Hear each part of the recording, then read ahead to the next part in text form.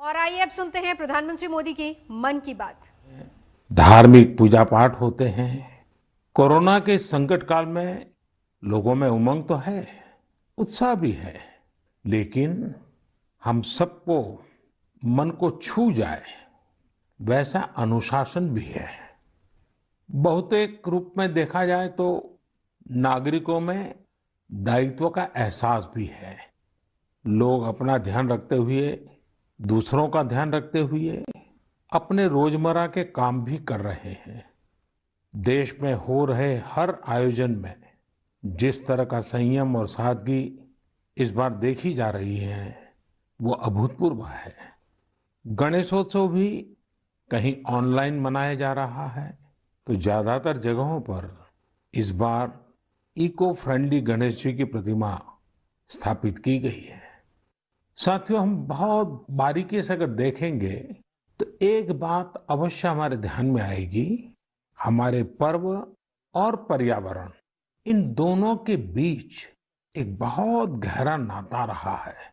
जहां एक और हमारे पर्वों में पर्यावरण और प्रकृति के साथ सहजीवन का संदेश छिपा होता है, तो दूसरी ओर कई सारे पर्व प्रकृति की रक्षा के लिए ही मनाए जाते हैं। जैसे बिहार के पश्चिमी चंपारण में सदियों से थारू आदिवासी समाज के लोग 60 घंटे के लॉकडाउन, या उनके ही शब्दों में कहें तो 60 घंटे के बरना का पालन करते हैं। प्रकृति की रक्षा के लिए बरना को थारू समाज ने अपनी परंपरा का हिस्सा बना लिया है और सदियों से बनाया है। इस दौरान न कोई गांव में आता है, न ही कोई अपने घरों से बाहर निकलता है। और लोग मानते हैं कि अगर वो बाहर निकले या कोई बाहर से आया, तो उनके आने जाने से लोगों की रोजमर्रा की गतिविधियों से नए पेड़ पौधों को नुकसान हो सकता है। बरना की शुरुआत में भव्य तरीके से हमारे आदिवासी भाई बहन पूजा पाठ करते हैं और उसकी समाप्ति पर आदिवासी परंपरा के गीत, संगीत, नृत्य जम करके उसके कार्यक्रम भी होते हैं। साथियों, इन दिनों ओणम का पर्व भी धूमधाम से मनाया जा रहा है। ये पर्व चिनगम महीने में आता है। इस दौरान लोग कुछ नया खरीदते हैं, अपने घरों को सजाते हैं, पुक्लम बनाते हैं, ओणम सादिया का आनंद लेते हैं। तरह तरह के खेल और प्रतियोगिताएं भी होती हैं। ओणम की धूम तो आज दूर सुदूर विदेशों तक पहुंची हुई है। अमेरिका हो, यूरोप हो या खाड़ी देश हो, ओणम का उल्लास आपको हर कहीं मिल जाएगा।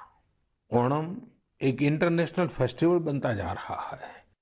साथियों, ओणम हमारी कृषि से जुड़ा हुआ पर्व है।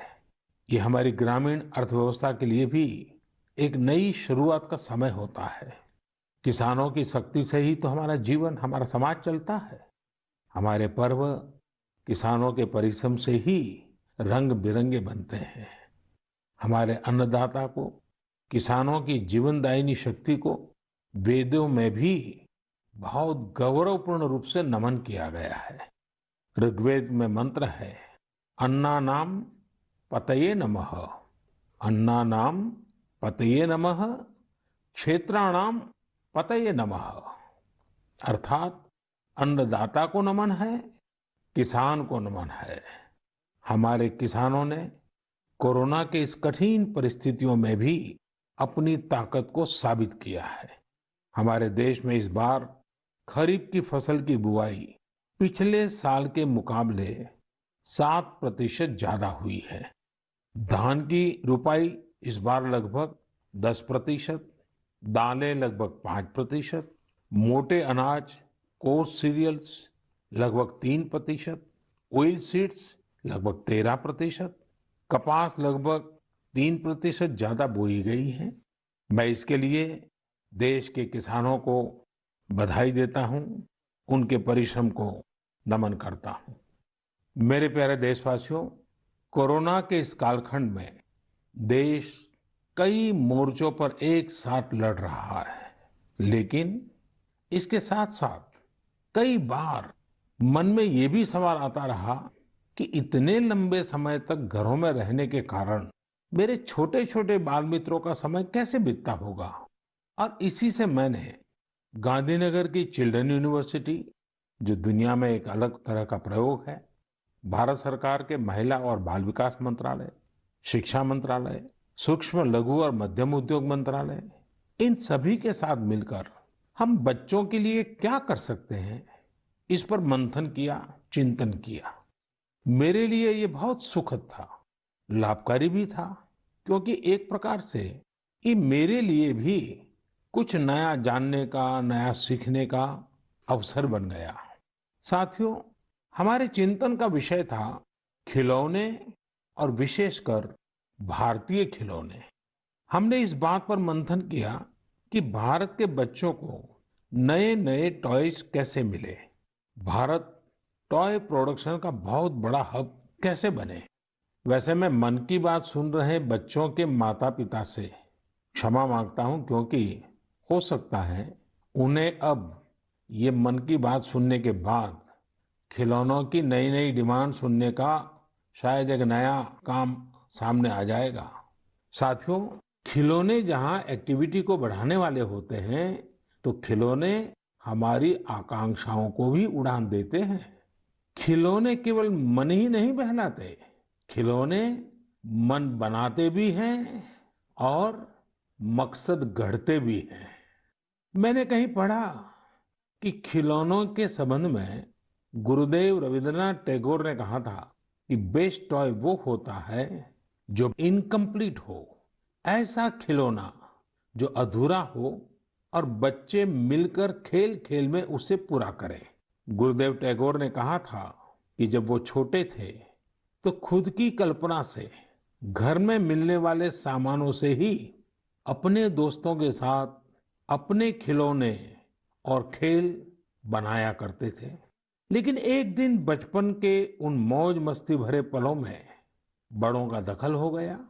हुआ ये था कि उनका एक साथी एक बड़ा और सुंदर सा विदेशी खिलौना लेकर आ गया।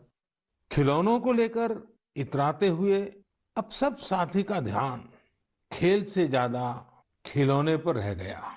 हर किसी के आकर्षण का केंद्र खेल नहीं रहा, खिलौना बन गया। जो बच्चा कल तक सबके साथ खेलता था, सबके साथ रहता था, घुल मिल जाता था, खेल में डूब जाता था, वो अब दूर रहने लगा। एक तरह से बाकी बच्चों से भेद का भाव उसके मन में बैठ गया। महंगे खिलौने में बनाने के लिए भी कुछ नहीं था, सीखने के लिए भी कुछ नहीं था। यानी कि एक आकर्षक खिलौने ने एक उत्कृष्ट बच्चे को कहीं दबा दिया, छिपा दिया, मुरझा दिया। इस खिलौने ने धन का, संपत्ति का, जरा बड़प्पन का प्रदर्शन कर लिया, लेकिन उस बच्चे की क्रिएटिव स्पिरिट को बढ़ने और संवरने से रोक दिया। खिलौना तो आ गया, पर खेल खत्म हो गया और बच्चे का खिलना भी खो गया। इसलिए गुरुदेव कहते थे कि खिलौने ऐसे होने चाहिए जो बच्चे के बचपन को बाहर लाएं, उसकी क्रिएटिविटी को सामने लाएं। बच्चों के जीवन के अलग अलग पहलू पर खिलौनों का जो प्रभाव है, इस पर राष्ट्रीय शिक्षा नीति में भी बहुत ध्यान दिया गया है। खेल खेल में सीखना, खिलौने बनाना सीखना, खिलौने जहां बनते हैं वहां की विजिट करना, इन सबको करिकुलम का हिस्सा बनाया गया है। साथियों, हमारे देश में लोकल खिलौनों की बहुत समृद्ध परंपरा रही है। कई प्रतिभाशाली और कुशल कारीगर हैं जो अच्छे खिलौने बनाने में महारत रखते हैं। भारत के कुछ क्षेत्र टॉय क्लस्टर्स यानी खिलौने के केंद्र के रूप में भी विकसित हो रहे हैं। जैसे कर्नाटक के रामनगरम में चन्नापटना, आंध्र प्रदेश के कृष्णा में कोंडापल्ली, तमिलनाडु में तंजौर, असम में धुबरी, उत्तर प्रदेश का वाराणसी, कई ऐसे स्थान हैं, कई नाम गिना सकते हैं। आपको ये जानकर आश्चर्य होगा कि global toy industry 7 lakh crore रुपए से भी अधिक की है। 7 लाख करोड़ रुपयों का इतना बड़ा कारोबार, लेकिन भारत का हिस्सा उसमें बहुत कम है। अब आप सोचिए कि जिस राष्ट्र के पास इतनी विरासत हो, परंपरा हो, विविधता हो, युवा आबादी हो, क्या खिलौनों के बाजार में उसकी हिस्सेदारी इतनी कम होनी हमें अच्छा लगेगा क्या? जी नहीं, ये सुनने के बाद आपको भी अच्छा नहीं लगेगा। देखिए साथियों, टॉय इंडस्ट्री बहुत व्यापक है।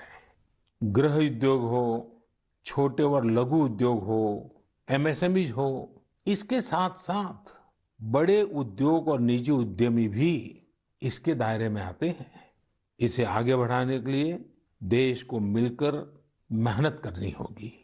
अब जैसे आंध्र प्रदेश के विशाखापट्टनम में श्रीमान सीवी राजू है। उनके गांव के अति कोप्पका टॉयज एक समय में बहुत प्रचलित थे।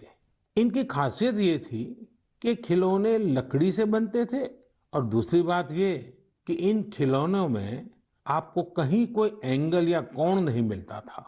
ये खिलौने हर तरफ से राउंड होते थे, इसलिए बच्चों को चोट की भी गुंजाइश नहीं होती थी। सीवी राजू ने एती को पक्का टॉयज के लिए अब अपने गांव के कारीगरों के साथ मिलकर एक तरह से नया मूवमेंट शुरू कर दिया है। बेहतरीन क्वालिटी के एती को पक्का टॉयज बनाकर सीवी राजू ने स्थानीय खिलौनों की खोई हुई गरिमा को वापस ला दिया है। खिलौनों के साथ हम दो चीजें कर सकते हैं। अपने गौरवशाली अतीत को अपने जीवन में फिर से उतार सकते हैं और अपने स्वर्णिम भविष्य को भी संवार सकते हैं। मैं अपने स्टार्टअप मित्रों को, हमारे नए उद्यमियों से कहता हूं, टीम अप फॉर टॉयज। आइए मिलकर खिलौने बनाएं। अब सभी के लिए लोकल खिलौनों के लिए वोकल होने का समय है। आइए हम अपने युवाओं के लिए कुछ नए प्रकार के अच्छी क्वालिटी वाले खिलौने बनाते हैं। खिलौना वो हो जिसकी मौजूदगी में बचपन खिले भी, खिलखिलाए भी। हम ऐसे खिलौने बनाएं जो पर्यावरण के भी अनुकूल हो। साथियों, इसी तरह अब कंप्यूटर और स्मार्टफोन के इस जमाने में कंप्यूटर गेम्स का भी बहुत ट्रेंड है। ये गेम्स बच्चे भी खेलते हैं, बड़े भी खेलते हैं, लेकिन इनमें भी जितने गेम्स होते हैं उनकी थीम्स भी अधिकतर बाहर की ही होती है। हमारे देश में इतने आइडियाज हैं, इतने कंसेप्ट्स हैं, बहुत समृद्ध हमारा इतिहास रहा है कि हाँ, हम उन पर गेम्स बना सकते हैं। मैं देश के युवा टैलेंट से कहता हूँ, आप भारत में भी गेम्स बनाइए और भारत के भी गेम्स बनाइए। कहा भी जाता है, लेट द गेम्स बिगिन। तो चलो खेल शुरू करते हैं। साथियों, आत्मनिर्भर भारत अभियान में वर्चुअल गेम्स हो, टॉयज का सेक्टर हो, सबने बहुत महत्वपूर्ण भूमिका निभानी है और ये अवसर भी है। जब आज से 100 वर्ष पहले असहयोग आंदोलन शुरू हुआ तो गांधी जी ने लिखा था कि असहयोग आंदोलन देशवासियों में आत्मसम्मान और अपनी शक्ति का बोध कराने का एक प्रयास है।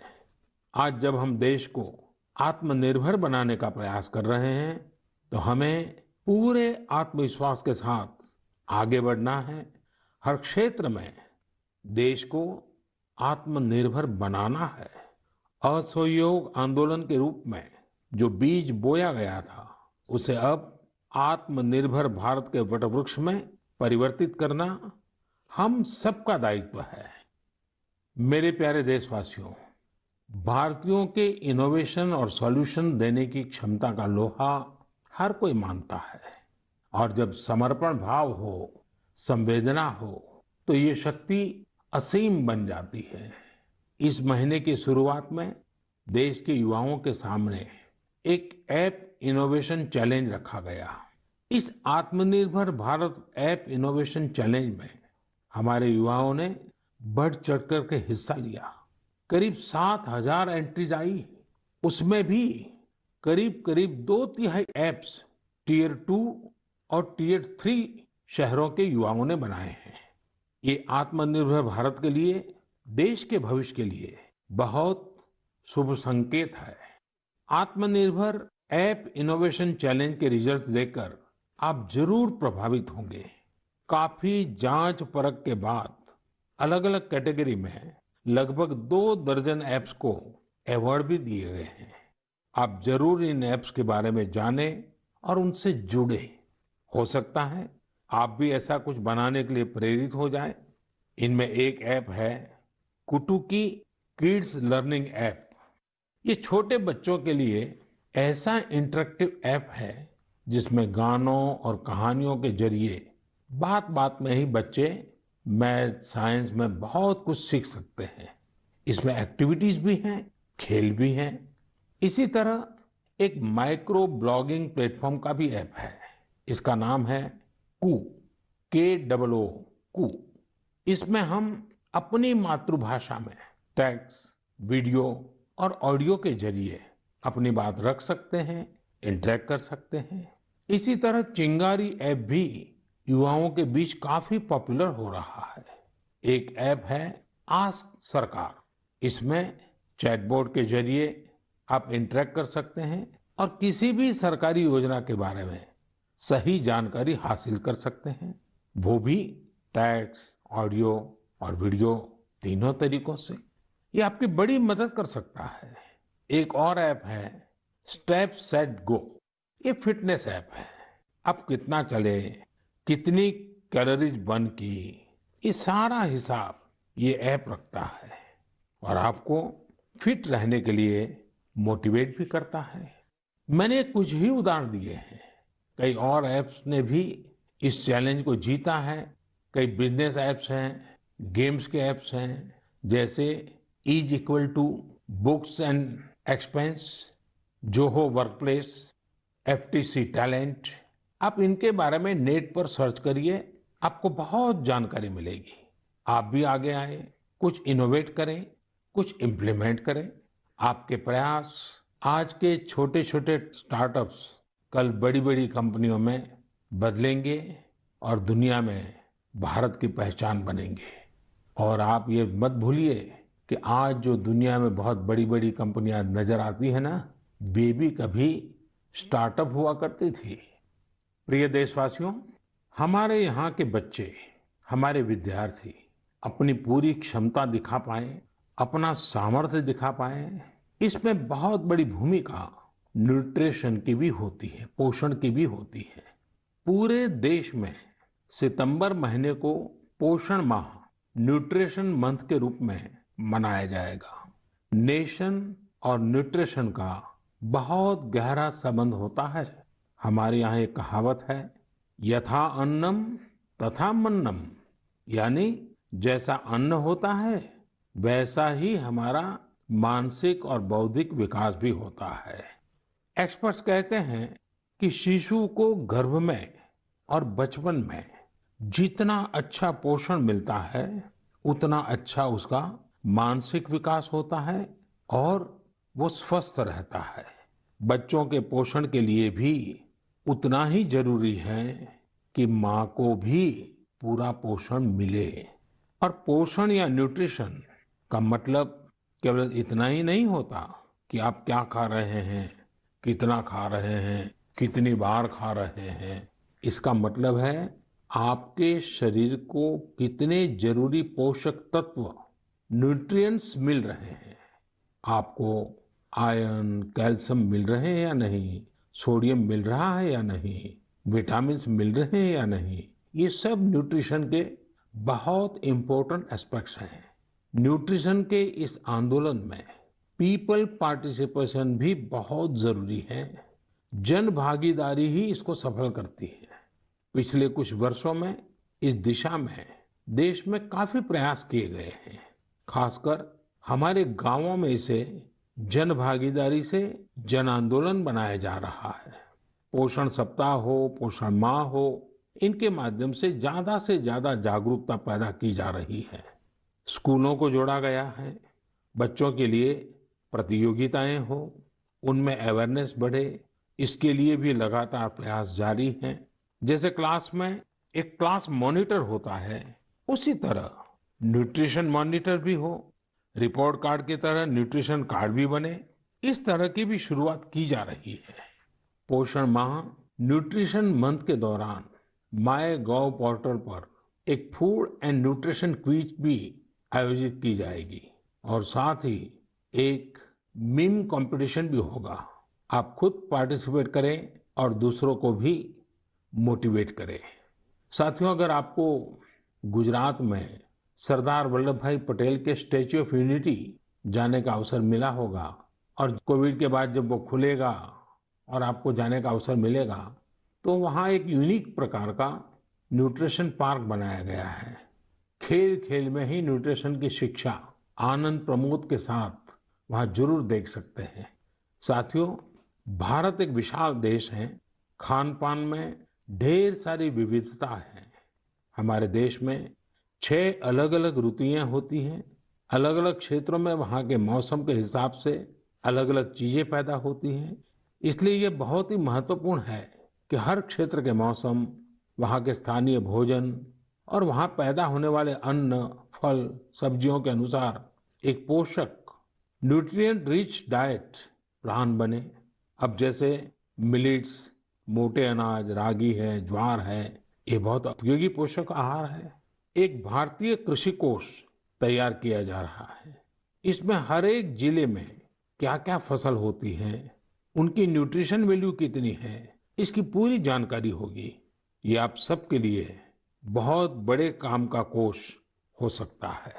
आइए, पोषण माह में पौष्टिक खाने और स्वस्थ रहने के लिए हम सभी को प्रेरित करें। प्रिय देशवासियों, बीते दिनों जब हम अपना स्वतंत्रता दिवस मना रहे थे, तब एक दिलचस्प खबर पर मेरा ध्यान गया। ये खबर है हमारे सुरक्षा बलों के 2 जाबाज किरदारों की। एक है सोफी और दूसरी विदा। सोफी और विदा इंडियन आर्मी के श्वान है, डॉग्स है, और उन्हें chief of army staff commendation card से सम्मानित किया गया है। सोफी और विदा को ये सम्मान इसलिए मिला क्योंकि इन्होंने अपने देश की रक्षा करते हुए अपना कर्तव्य बखूबी निभाया है। हमारी सेनाओं में, हमारे सुरक्षा बलों के पास ऐसे कितने ही बहादुर श्वान हैं, डॉग्स हैं, जो देश के लिए जीते हैं और देश के लिए अपना बलिदान भी देते हैं। कितने ही बम धमाकों को, कितनी ही आतंकी साजिशों को रोकने में ऐसे डॉग्स ने बहुत अहम भूमिका निभाई है। कुछ समय पहले मुझे देश की सुरक्षा में डॉग्स की भूमिका के बारे में बहुत विस्तार से जानने को मिला। कई किस्से भी सुने। एक डॉग बलराम ने 2006 में अमरनाथ यात्रा के रास्ते में बड़ी मात्रा में गोला बारूद खोज निकाला था। 2002 में भावना ने आईईडी खोजा था। आईईडी निकालने के दौरान आतंकियों ने विस्फोट कर दिया और श्वान शहीद हो गए। 2-3 वर्ष पहले छत्तीसगढ़ के बीजापुर में सीआरपीएफ का स्निफर डॉग क्रैकर भी आईईडी ब्लास्ट में शहीद हो गया था।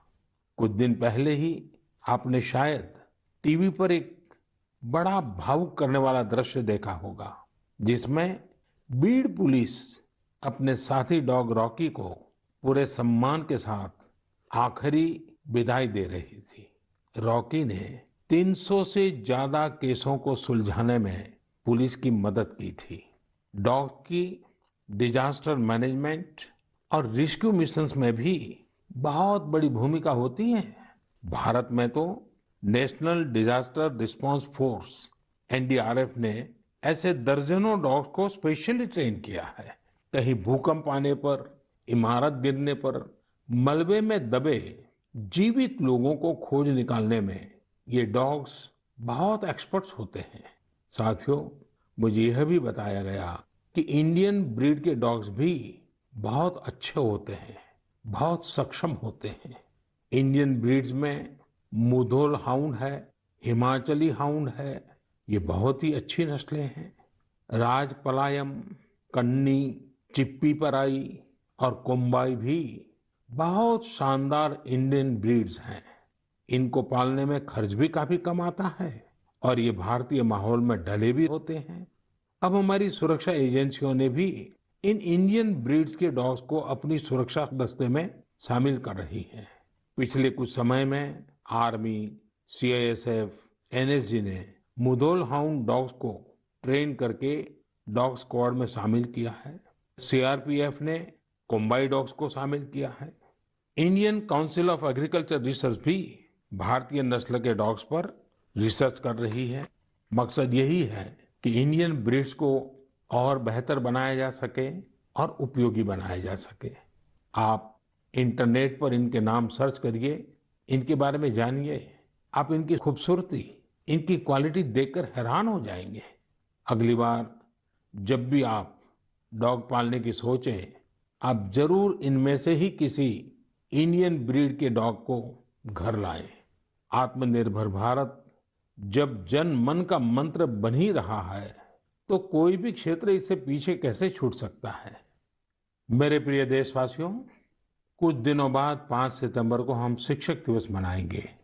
हम सब जब अपने जीवन की सफलताओं को, अपनी जीवन यात्रा को देखते हैं, तो हमें अपने किसी न किसी शिक्षक की याद अवश्य आती है।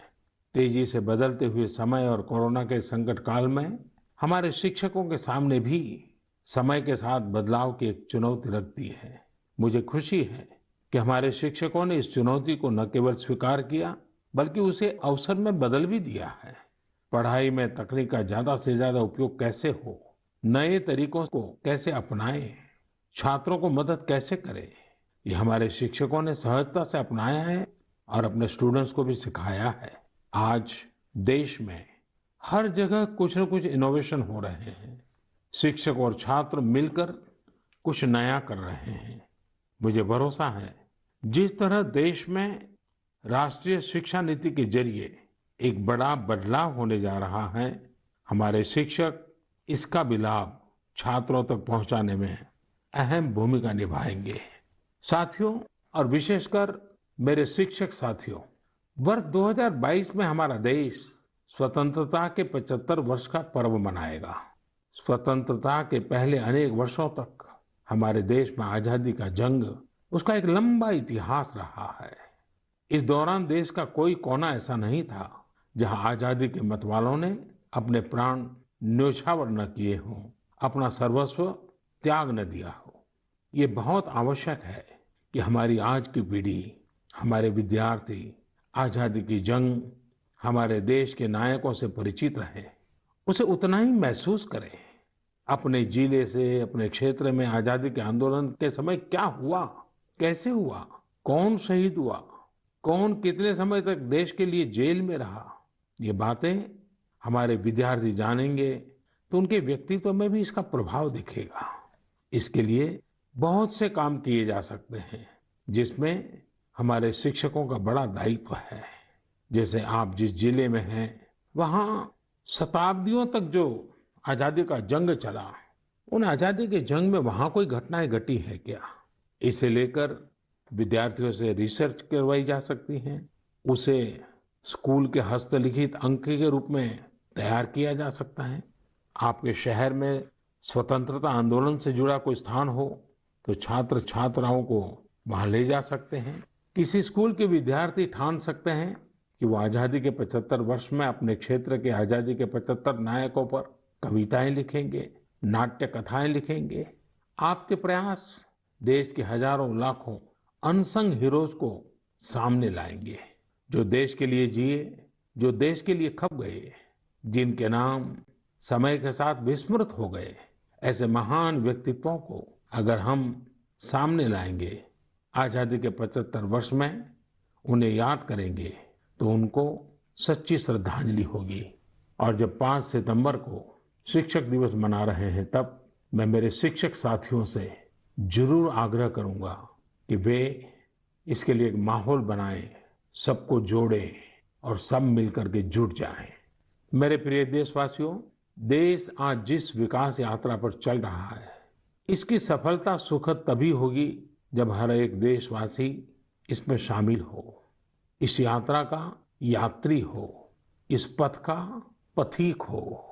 इसलिए ये जरूरी है कि हर एक देशवासी स्वस्थ रहे, सुखी रहे और हम मिल करके कोरोना को पूरी तरह से हराएं। कोरोना तभी हारेगा जब आप सुरक्षित रहेंगे, जब आप 2 गज की दूरी, मास्क जरूरी, इस संकल्प का पूरी तरह से पालन करेंगे।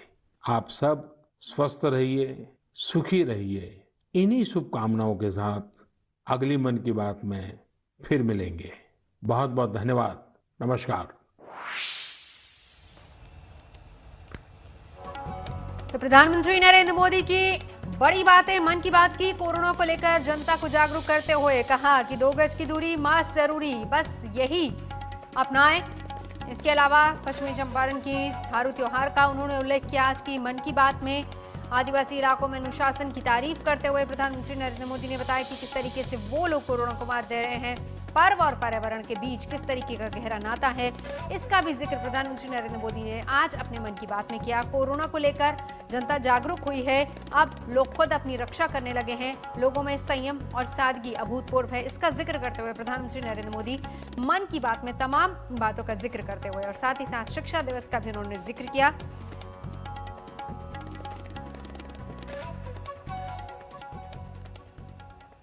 नमस्कार, मैं हूं अंजना ओम कश्यप। हमें उम्मीद है ये वीडियो आपको पसंद आया होगा। लेटेस्ट खबरों के लिए यूं ही देखते रहिए आज तक और इस वीडियो के पसंद आने पर लाइक, शेयर एंड सब्सक्राइब करना ना भूलें।